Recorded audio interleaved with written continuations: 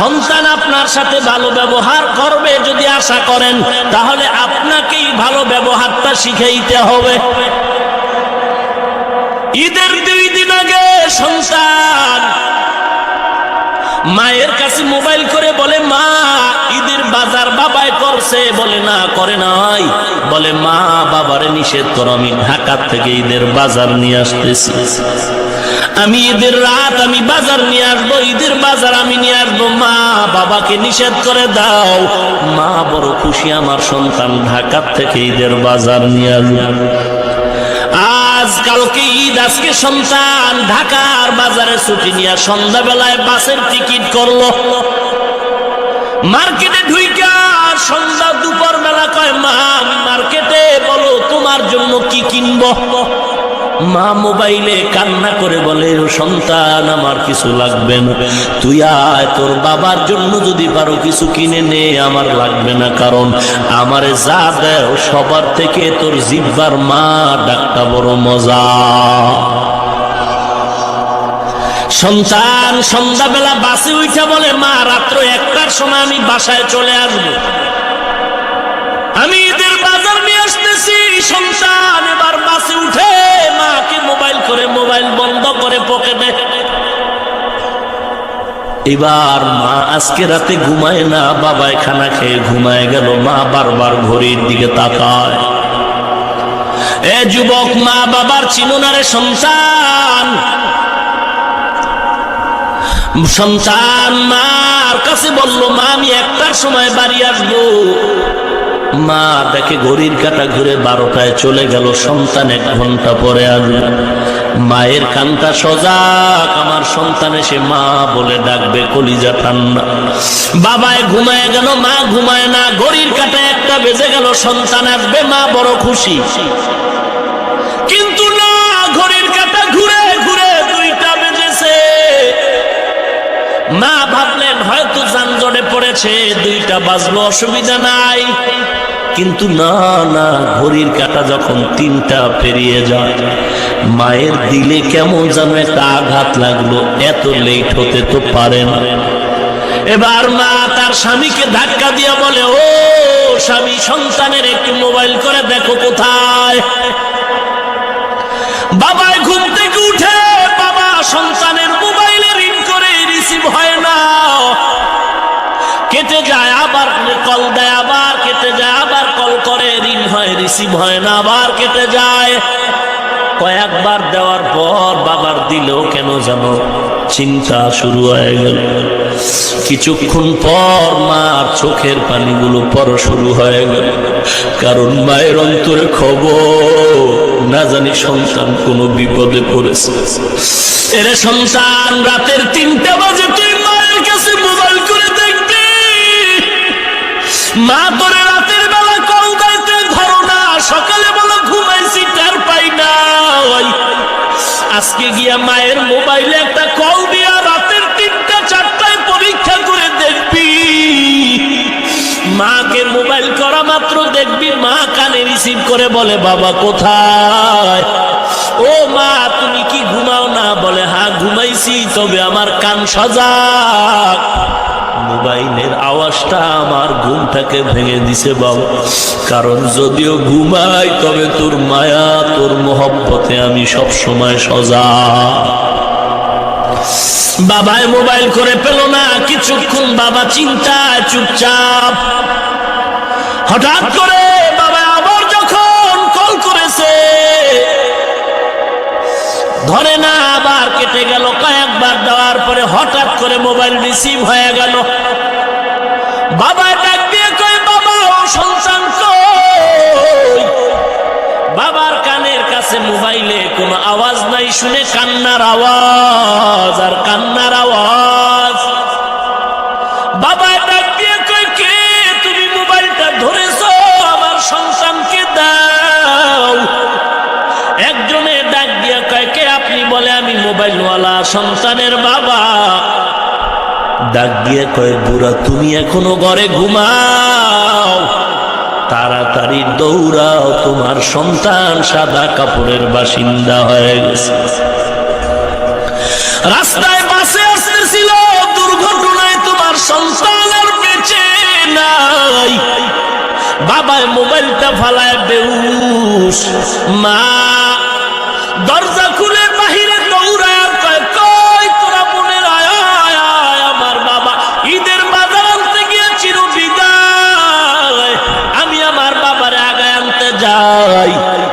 স্বামী ডাক দিয়ে কয়, বিবি চুপচাপ ধৈর্য ধারণ করো, আমি সন্তানের নিয়ে আসতেছি, লাশ নিয়ে আসতেছি। বাবা এবার অ্যাম্বুলেন্স নিয়ে দৌড়ায়, লাল পতাকা লাগায়া সন্তানের কফিনটাকে নিয়ে বাড়ির দিকে যখন রওনা, কান্নার আওয়াজ। মা দরওয়াজায় অপেক্ষা, যখন লাল নিশানের গাড়িটার দরজা দিয়ে ঢুকে, মা চিল্লায় একটা দৌড় দিয়া ড্রাইভারের বলে, গাড়ি ব্রেক কর, আমার বাবার ডালা খুলে দে, আমার বাবার একটু দেখে নেই কেমন ঈদের বাজার নিয়ে আসছে। মা দৌড়ায় গিয়া কফিনটা খুইলা বাবারে চুমা খায়ার বলে, বাবা তুই কি আমাকে এই ঈদের বাজারের সংবাদ শুনাইছো? মা আজও পর্যন্ত পাগলনির মতো ঘুরে, আজও পর্যন্ত ওই মাকে কোনো ডাক্তার ভালো করতে পারে না। ওরে সন্তান, ওই মা বাবাকে কেমন করে ভুলে যাও? ও এলাকার মা বোনেরা, ও বৃদ্ধ বাবাজিরা, অনুরোধ করে বলি, সন্তানটারে আলেম বানাও, হাফেজে কোরআন বানাও। মাদ্রাসায় পড়ে ঠকি নাই রে যুবক, ও বাবাজি, ওই মা বাবার থেকে তো ভালো মা বাবা কেউ নাই। যেই মা বাবার সন্তানের পেছনে মানুষ নামাজ আদায় করে, ওই মা বাবার কপাল ভালো, যেই মা বাবার সন্তানের কাছে মানুষ দোয়ার জন্য দৌড়ায়। ওই মা বাবার কপাল কত ভালো, যেই মা বাবার সন্তান জমানার বড় আলেম হাফেজ। এর যুবক, অনুরোধ করে বলছি, যদিও আমগো চাকরি নাই, আমরা সার্টিফিকেট পাই নাই, আমরা কওমি মাদ্রাসায় পড়েছি। অনেকেই তো বলে কওমি মাদ্রাসায় পড়ে কি লাভ, চাকরি পাওয়া যায় না, চাকরি নাই। আল্লাহর কসম, কোন বাঘের বাচ্চা থাকলে দাঁড়ায়া বল, আমরা কওমিতে পড়ার কারণে চাকরির অভাবে, সার্টিফিকেটের অভাবে কোনদিন কোন হাফেজ সাহেব, কারি সাহেব, মাওলানা বিবির জন্য, ছেলে মেয়ের জন্য কোথাও ভিক্ষা করেছি নাকি? না না, বরং যদিও ইমামতি করি ৬,০০০ বেতন ৬ মাস বাকি, যদি আমরা মুয়াজ্জিনি করি ৩,০০০ বেতন ৯ মাস বাকি, তারপরও আমাদের কোনো টেনশন নাই। কারণ ৫,০০০ টাকাও যদি পাই, হালাল পাই ৫০,০০০ টাকার থেকেও বেশি বরকত। ও নবীর উম্মতের দল, বর্তমান সরকার বাহাদুর চায় আমাদের মাদ্রাসা, কওমি মাদ্রাসার সার্টিফিকেটকে সরকারিভাবে মান দিবে, সনদ দিবে, স্বীকৃতি দিবে। আমরা, আমাদের ওলামায়ে কেরাম মুরব্বীরা বলেছেন, আমরা দেওবন্দ মাদ্রাসা ভারত সরকার যেমন দিয়েছে এমন চাই, বেশি লাগবে না। বলে কেমন? এম এর ছেলেটা সার্টিফিকেট নিয়ে যখন সরকারি টেবিলে দাঁড়াবে, ও যেমন সম্মান পাবে, চেয়ার পাবে, আমার ছেলেটাকে আমি সার্টিফিকেট দিব। আমার মাদ্রাসার ছেলেটারে ওই সার্টিফিকেটের উপরে সরকারি সিল লাগাইয়া যখন টেবিলে দেওয়া হবে, এম এর ছেলেটার মতো আমার ছেলেটাও সম্মান পাবে। এর বেশি কিছু লাগবে না। কেউ যদি বলে না হবে না, আমরা কানে ধরে উঠাবো, আমগো কথায় চলতে হবে।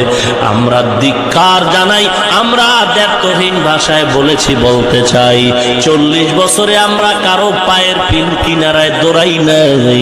আমরা হুজুরেরা কোনদিন এমপি, মন্ত্রী, কোনদিন চেয়ারম্যান, কমিশনারের কাছে দৌড়াই নাই, ডিস্টার্ব করি নাই। আমগো হুজুরকে একটা চাকুরি দাও, চাকুরি দাও, চাকুরি দাও, কোনদিন আন্দোলন করি নাই। তাহলে হুজুরেরা কেন বাঁশের লাঠি নিয়ে ময়দানে স্লোগান দেয়? হুজুরেরা ময়দানে আন্দোলন করে টাকার জন্য না, হুজুরেরা আন্দোলন করে নবীজির ইজ্জত রক্ষার জন্য। ওরে নবীর উম্মত, কিন্তু দুঃখ অন্তরে ভরা। পতন যখন হয়েছিল, মুসলমানের সংখ্যা ছিল কম, আজকে মুসলমানের সংখ্যা এত বেশি। এরপরেও নবীজির দুশমন আজও পর্যন্ত বিচার পেলাম না। এই দোষটা বাহিরের কাউকে দিয়া লাভ নাই, আমরা নিজেরা এক নাই, এজন্য বেঈমানরা সুযোগ পেয়েছে। না হয় আমরা যদি টুপিওয়ালারা আহলে হক এক যাইতাম, এই বাংলার জমিন থেকে বেঈমান নাস্তিক নবীর দুশমন ভণ্ড সাইজ করতে আঙ্গো টুপিওয়ালাদের মাত্র 1 ঘন্টা সময়। আমরা যে এক নাই, আজকে বয়ান করে গেলাম, কালকে আর এক হুজুরে আমার বাস দিবে, বুঝেন নাই? গিয়া বলবেন ওরে হাফিজুর রহমান বয়ান করছে, ওর বাদ দাও, খালি একটা কণ্ঠ পাইছো। যদি বলেন না কণ্ঠ না, এলেমও আছে, বলে এলেম থাকলে কি হইব, আমল নাই, হিংসুক হিংসুক হুজুর বলবে, আপনি বলবেন না। একেবারে চেহারা দেখলেও তো বোঝা যায়। একজনে তেঁতুল খায়, তেঁতুল চিনেন? আপনি বলেন ভাই তেঁতুল কেমন লাগে, বলে ঠোঁটের মিসকলে বুঝো না।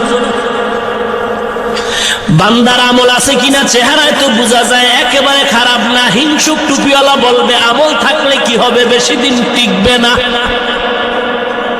নাই নাই এরে নবীর উম্মত, অনুরোধ করে বলি রে যুবক, মাদ্রাসায় কোরআন পড়ে ঠগি নাই। বলে মাদ্রাসায় পড়ার কারণে আজ আমাকে মাদ্রাসায় ইংরেজি, অঙ্ক, ইতিহাস, ভূগোল, বাংলা আসেনি, পারফেক্ট আমাদের সিলেবাস, কোনো টেনশন নাই। আপনার 5 বছর 7 বছরের ছেলেটা স্কুলে যায়, আমার 7-8 বছরের ছেলেটা মাদ্রাসায় যায়। আপনার ছেলে স্কুলে গিয়া পড়ে সরোয়া, আমার ছেলেও মাদ্রাসায় গিয়া পড়ে সরোয়া। আপনার ছেলেও স্কুলে গিয়া পড়ে সরায়া, আমার ছেলেটাও এই মাদ্রাসায় গিয়া পড়ে সরায়া। ব্যবধান কি? ব্যবধানটা বলবো। আপনার ছেলে স্কুলে গিয়া পড়ে সরোয়াতে অজগর, আমার ছেলে মাদ্রাসায় গিয়া পড়ে সরোয়া অজু। আপনার ছেলে স্কুলে গিয়া পড়ে সরায়া আপা, আমার ছেলে মাদ্রাসায় গিয়া পড়ে সরায়া আল্লাহ। আপনার ছেলে স্কুলে কবিতা শিখলো, আমার ছেলেটাও কবিতা পড়লো মাদ্রাসায়। রব্বির হামহুমা কামা রব্বায়ানি সাগীরা। আপনার ছেলেটা স্কুলে গিয়া কবিতা পড়েছে, অঙ্ক, ইংরেজি, বাংলা, ইতিহাস, ভূগোল মিলায়া জিলায়া হজ ল বানায়া। কিরিং কিরিং টেলিফোন, হ্যালো হ্যালো হ্যালো, কে তুমি কাকে চাও, বলো বলো বলো। আমি ম্যাও হ্যালো ক্যাট, বিড়ালকে চাই, জরুরি খবর আছে ডেকে দাও তাই। হামটিমা টিম টিম তার খারা, দুটো সিং তারা মাঠে পারে আন্ডা। ভাইরা আমার, বলেন তো সিংওয়ালা জানোয়ারের ডিম দেয়নি? তাহলে মিথ্যা না সত্য কথা? আমি চ্যালেঞ্জ দিয়ে বলছি, যেই শিক্ষার ফাউন্ডেশন হবে মিথ্যার উপরে, ওই শিক্ষার দ্বারা জাতির কল্যাণ হবে না, হবে দুর্নীতি, চাঁদাবাজ।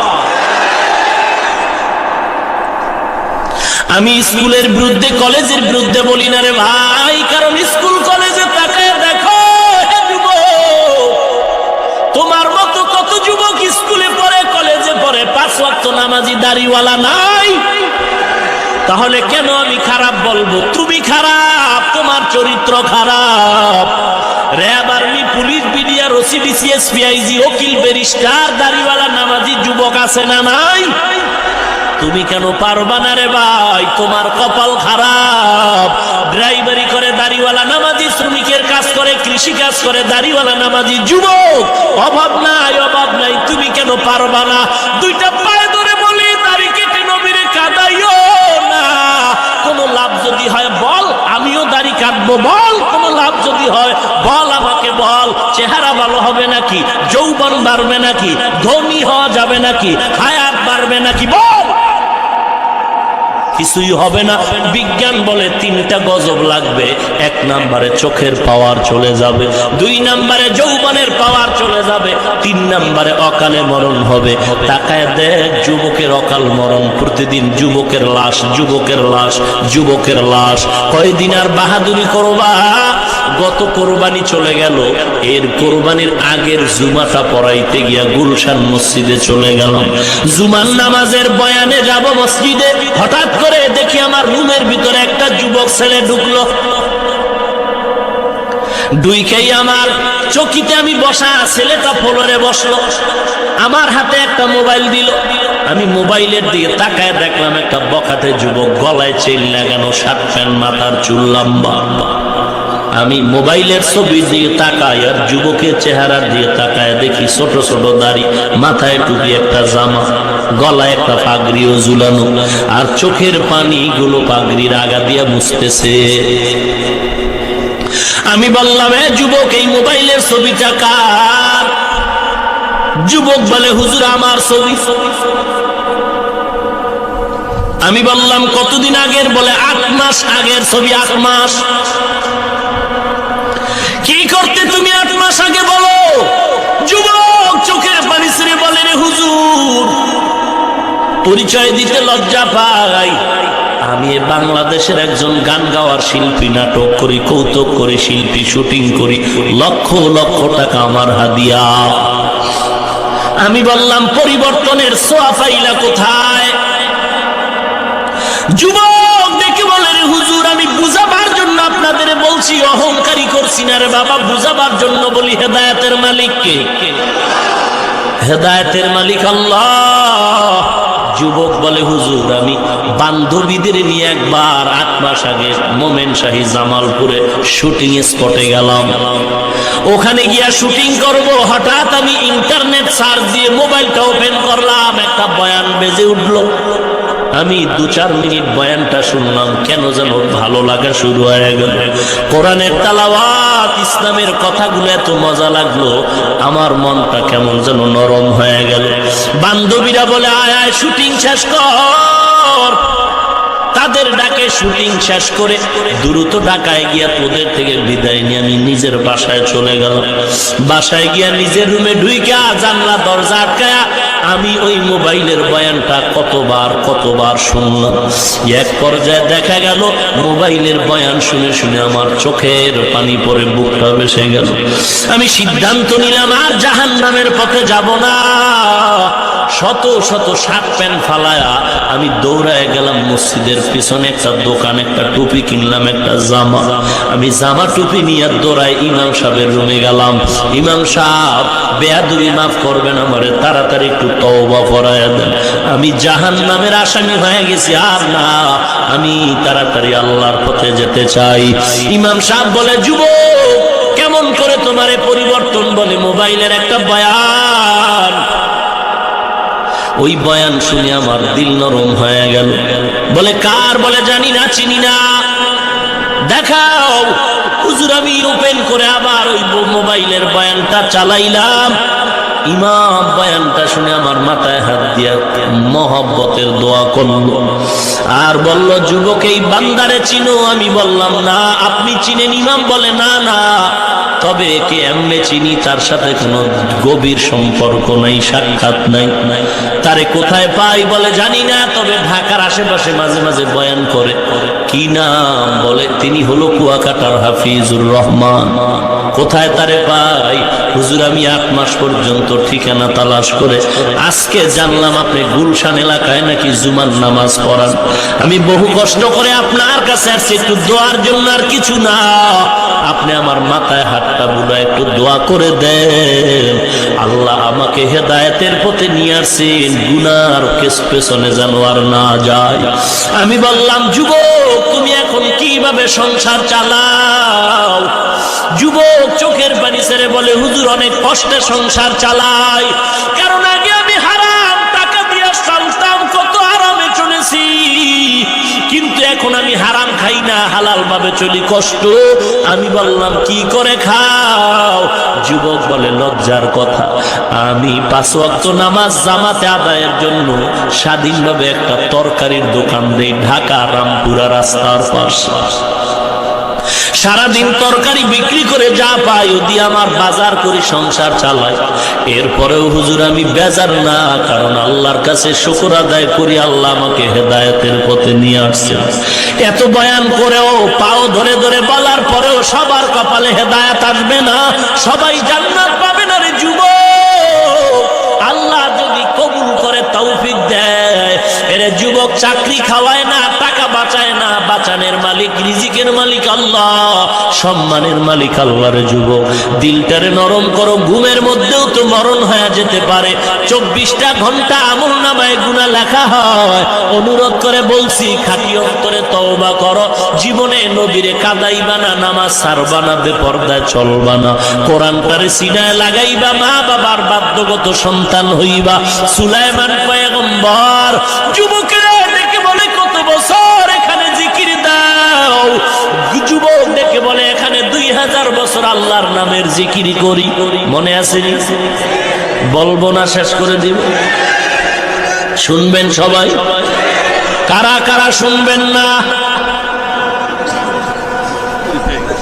4-5 জন পাওয়া গেছে। এরা ভুলে না, ঘুমাচ্ছে মনে হয় নাকি? ঘুমে ধরছে নাকি? আল্লাহ সবাইকে হেদায়েত দান করুন। অপর্দার অন্তরালের মা, অনুরোধ করে বলি রে মা, পর্দা করো। কোরআনওয়ালা সন্তানের মা হয়ে কবরে যাও। নিয়ত করো, আল্লাহ তুমি আমার ঘরে একটা নেককার সন্তান দাও। টাকা পয়সা কিছুই না, টাকার গোলাম আমি না, আমার গোলাম টাকা। আমি টাকার গোলাম না, টাকা আমার গোলাম। পয়গম্বর সুলাইমান বলে, কত বছর? কত বছর? জোরে কোন? তুমি কিছু খাও না? ক্ষুধা লাগে না? বলে হ্যাঁ লাগে। কি খাও? বলে তেমন বেশি ক্ষুধা না। যখন ক্ষুধা লাগে, মাছের একটা মাথার মতো আমার সামনে হাজির হয়। ওই মাছের মাথার ঠোঁটে একটা গাছের পাতা, ওইটা আমি জিহ্বায় লাগানো মাত্র ক্ষুধা নিবারণ হয়ে যায়। কার কুদরত? ও যুবক, তুমি যেখানে আসলা, কেমনে আসছো? অবশ্যই পেছনে কারো না কারো চোখের পানি আছে। বল, কার পানিতে এনেছি? যুবক চোখের পানি ছেড়ে বলে, রে ভাই, আমি 2000 বছর এখানে আল্লাহর জিকির করি, এমনি আসি না। আমার পেছনে 2টো মুরব্বির চোখের পানি আর দোয়া। একজন হলেন আমার বাবা, আর একজন হলেন আমার মা। আমি আমার জীবন উৎসর্গ করে মা বাবার খেদমত করেছি। বাবায় যখন বৃদ্ধা হয়ে গেল, বিছানায় পড়ে আছে, আমি বাবার খেদমত করি। ইন্তেকালের সময় আমার বাবা আমার হাত ধরে দোয়া করেছে, আল্লাহ এমন ভাবে তোমার হায়াত, আমার ছেলের হায়াত বাড়ায় দাও। আল্লাহ তুমি গাইবি রিজিকের ব্যবস্থা করে হায়াত বাড়াও। আর মা ইন্তেকালের সময় দোয়া করেছে, আল্লাহ নির্জন জায়গায় তুমি আমার ছেলেরে তোমার গোলামি করার তৌফিক দাও। আমার মা আমার বাবার দোয়া আল্লাহ কবুল করেছেন। দীর্ঘ হায়াত দিলেন, গাইবি খানাও দিলেন, এবং নিরাপদ জায়গায় আল্লাহর গোলামি করার সুযোগ দিয়েছে।